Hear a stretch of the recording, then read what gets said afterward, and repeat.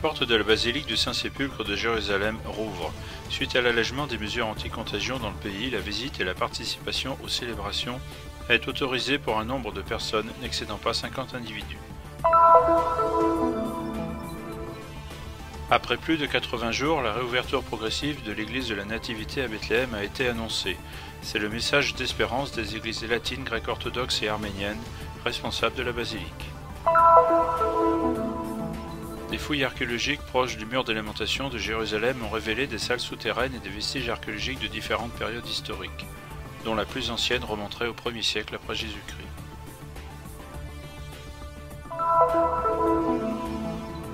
Les conséquences économiques de la pandémie du coronavirus n'ont pas épargné la custodie de Terre Sainte qui, ces dernières semaines, a garanti son soutien aux salariés employés dans ses différents services. Le printemps est la période des fleurs qui peuvent germer même dans des conditions climatiques vraiment particulières. Ce sont les images du désert de Judée en Terre Sainte ces derniers mois particulièrement luxuriants.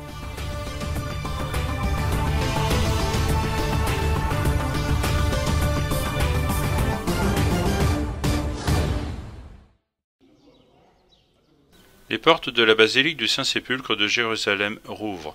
Certes, on devra faire face encore longtemps à l'obligation de porter un masque et d'utiliser le gel hydroalcoolique, mais après 2 mois, il est désormais possible de revenir visiter le lieu le plus sacré de la chrétienté et de participer aux célébrations, en maintenant une limite maximale de 50 personnes présentes à l'intérieur de l'édifice. En ce moment, les premières nouveautés qu'un pèlerin arrivant à la basilique du Saint-Sépulcre trouvera seront le portail à moitié ouvert et ses barrières. À l'intérieur, il trouvera ensuite une petite bouteille de gel. On demande gentiment de toujours porter le masque. C'est ce qu'aujourd'hui nous pouvons offrir pour garantir la sécurité de tous, ceux qui viennent de l'extérieur et nous qui vivons à l'intérieur. La nouvelle arrive après plusieurs étapes. Les mesures anti-contagion dans le pays ont d'abord été assouplies, puis les églises latines, grecques et arméniennes ont annoncé la réouverture officielle et recommencé les célébrations en présence de fidèles. Bien que l'accord permette à la grande porte en bois à l'entrée de rester ouverte, il n'est pas encore possible d'accéder à toutes les parties de la basilique. Per il momento dobbiamo gestire con gradualità il passaggio. Pour le moment, nous devons gérer progressivement le passage de la phase de quasi-fermeture, parce qu'en réalité, il n'y a jamais eu de fermeture totale. À l'intérieur, on a continué à célébrer, à une phase de pleine ouverture. C'est une ouverture progressive et c'est une ouverture qui doit respecter également les règles qui ont été convenues avec la police. Il est certain que cette phase de transition nous aidera aussi à comprendre si nous sommes capables ou pas de gérer une chose qui est un peu plus complexe que dans les sanctuaires normaux, où il y a une communauté qui gère tout. Alors qu'ici, il y a au moins 3 communautés. Nei normali santuari dove c'è una comunità che gestisce tutto, mentre qui le comunità sono almeno 3. Tôt le matin, les frères qui vivent à l'intérieur de la basilique accueillent les fidèles à l'intérieur. Et au début de la messe, célébrée comme de coutume devant l'édicule du sépulcre, souhaitent leur bienvenue non sans une certaine émotion, la même que cette femme originaire d'Inde. Avant aujourd'hui, je venais ici tous les jours, mais pendant 2 mois, je n'ai pas pu entrer. J'étais vraiment désolé. Aujourd'hui, je suis très heureuse. Merci, merci beaucoup. L'espoir nous a toujours accompagnés. Même si la porte était fermée, l'espoir de l'ouvrir, de recevoir de nouveau les chrétiens, de montrer les lieux saints, de les porter en nous à l'intérieur, cette espérance est restée en nous.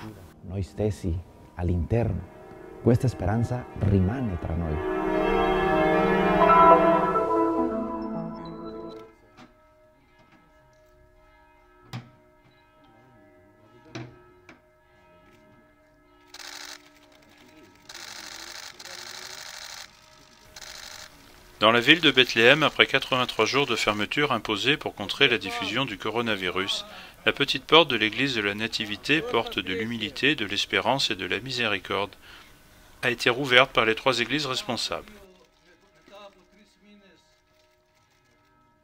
Aujourd'hui,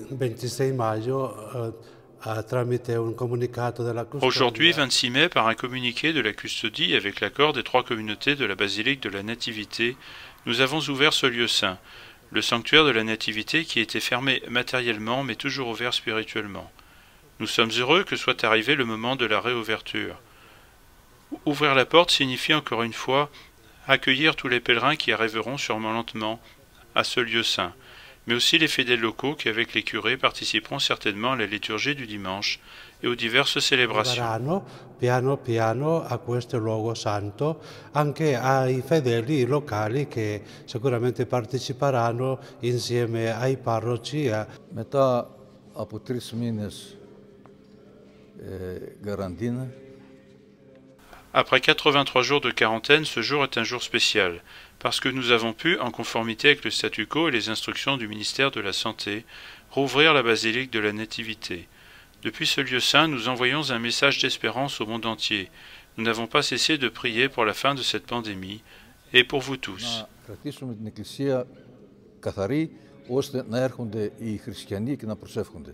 We are happy and thankful to God for reopening the church. Nous sommes heureux, nous remercions le Seigneur, le Tout-Puissant, parce que nous avons pu rouvrir l'Église et accueillir les croyants, prier avec eux et exprimer toute notre gratitude au Seigneur pour l'aide et le soutien aux hommes et à l'Église.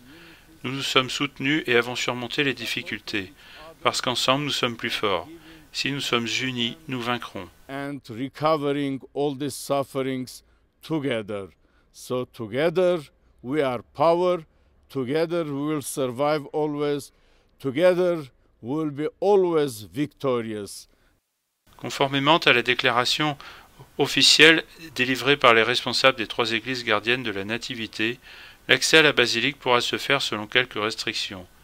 Maximum de 50 personnes sans fièvre ni symptômes du coronavirus et avec l'obligation de porter le masque.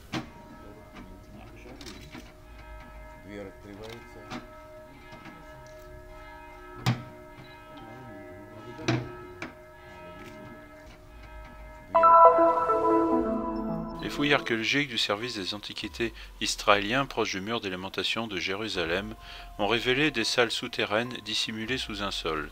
Ce sont les vestiges de différentes périodes historiques dont la plus ancienne remonterait au 1er siècle après Jésus-Christ. La première chose que nous voyons ici est un grand bâtiment public de l'époque byzantine, construit il y a 1400 ans et décoré avec de grands arcs, des colonnes et un sol mosaïqué. Toutefois, une question demeure sans réponse. Cette structure peut-elle constituer les vestiges d'une église byzantine? Ce site inclut également des traces de la période islamique. בתקופה האסלאמית הקדומה, לפני 1000 שנה, במאות התשיעית והעשירית לספירה. À la période abbasside, il y a environ 1000 ans, ce bâtiment a été aménagé. Le sol d'une des 2 salles décorées avec des mosaïques montre des signes abbassides avec des fragments de marbre et de granit. Cette mosaïque est considérée comme l'un des chefs-d'œuvre de l'art islamique ancien. אחד מהפאר וההישגים של התקופה האסלאמית הקדומה. Une des surprises les plus importantes du site a été la découverte d'un complexe souterrain creusé dans la roche. Ici, nous avons découvert 3 salles reliées par des escaliers, entièrement creusés dans la roche, avec des niches aménagées dans le mur où étaient placées des lampes à huile. Nous avons mis au jour certaines de ces lampes à huile ainsi que des ustensiles de cuisine.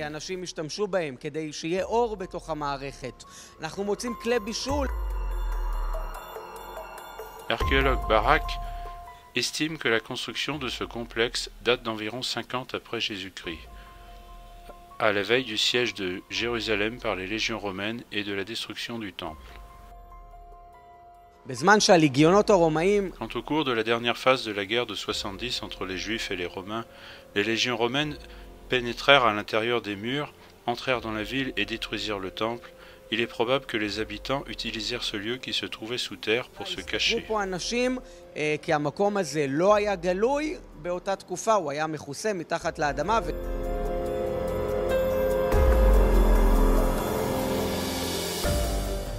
Les archéologues ont également découvert des entailles dans le mur à l'entrée pour la charnière et le verrou de la porte. Certaines pièces pourraient même avoir été utilisées pour stocker des objets de valeur. Les fouilles sont encore en cours et qui sait, peut-être que les secrets les plus importants de ce site, proche du mur des Lamentations, sont encore à découvrir.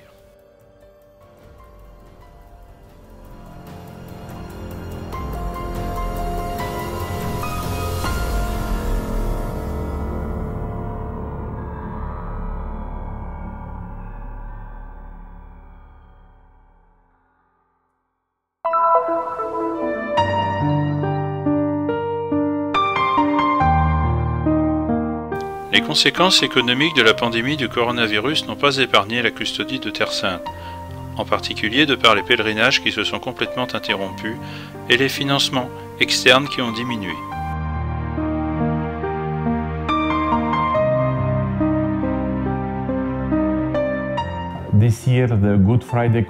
Cette année, la collecte du Vendredi Saint, grâce à laquelle nous payons de nombreux salariés, n'a pas eu lieu.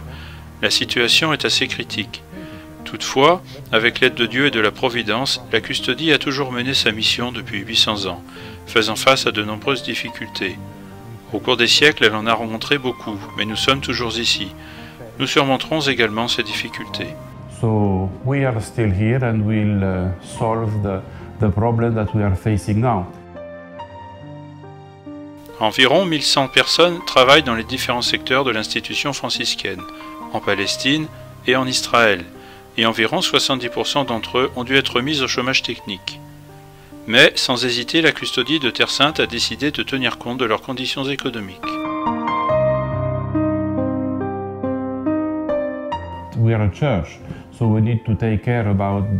En tant qu'Église, nous devons prendre soin du sel de la terre, c'est-à-dire des personnes.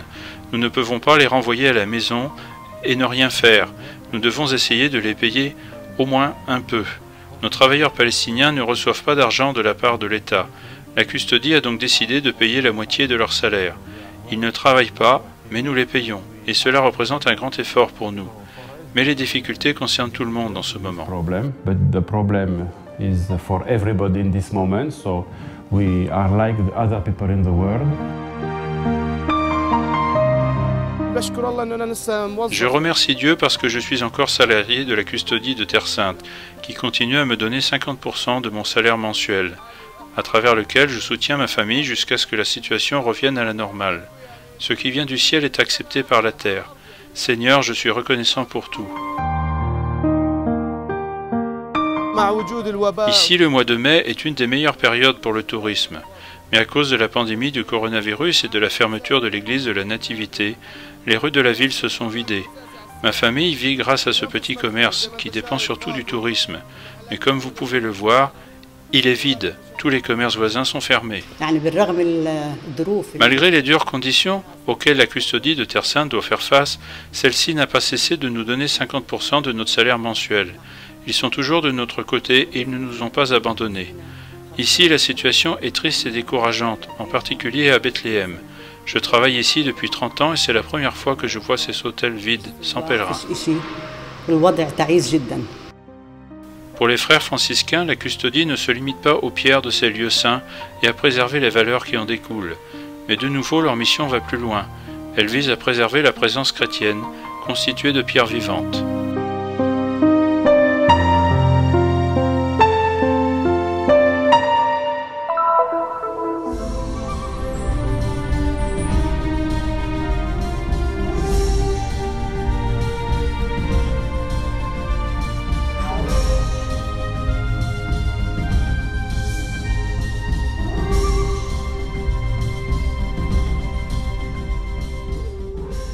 Lorsqu'on pense au désert, vient à l'esprit un lieu complètement privé de vie, de plantes et d'eau. Mais ici, en Terre Sainte, au printemps, on peut trouver des fleurs dans le désert. Comme le dit le prophète Isaïe, le désert et la terre aride se réjouiront. La steppe se réjouira et fleurira. Comme le lys, il fleurira, et il exultera d'allégresse et criera de joie. Il vaut la peine de marcher pour voir de près et apprécier le spectacle de la nature. Le désert de Judée a une superficie d'environ 1500 km² et est situé à proximité immédiate de Jérusalem. Malgré le sol aride et le climat chaud, le printemps invite à contempler la beauté de la vie, avec une végétation pleine de couleurs et d'espèces variées. Nous pouvons voir des plantes dans la région d'En-Gedi, près des rives de la mer Morte.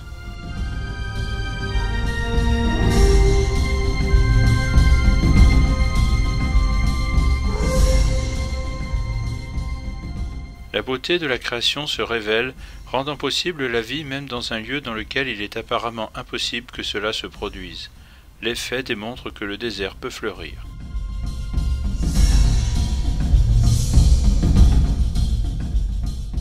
Nous continuons vers la ville de Jérusalem en nous dirigeant vers un endroit où sont conservées des espèces de plantes du désert. C'est le jardin botanique. L'ingénieur agronome Yahara travaille ici. Il nous explique que la période pluvieuse contribue à faire germer les fleurs.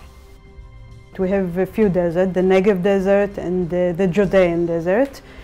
I'll talk about the Judean desert, which is closer here. It goes between the Mount of Judea till the Dead Sea. Ici en Israël, nous avons quelques déserts comme le Negev ou celui de Judée. Ce dernier est le plus proche et est situé entre les montagnes et la mer Morte.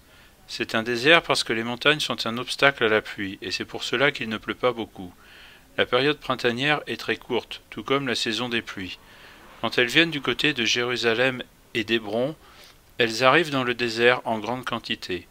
On peut y aller avec le ciel bleu, sans nuages, et malgré cela, la pluie arrive à l'improviste. The desert is rain-off in very huge amounts.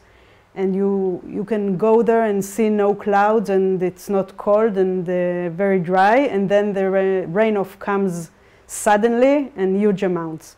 Nous pouvons voir la plus grande partie des fleurs pendant toute l'année, surtout au cours de la saison des pluies qui va de janvier à mars.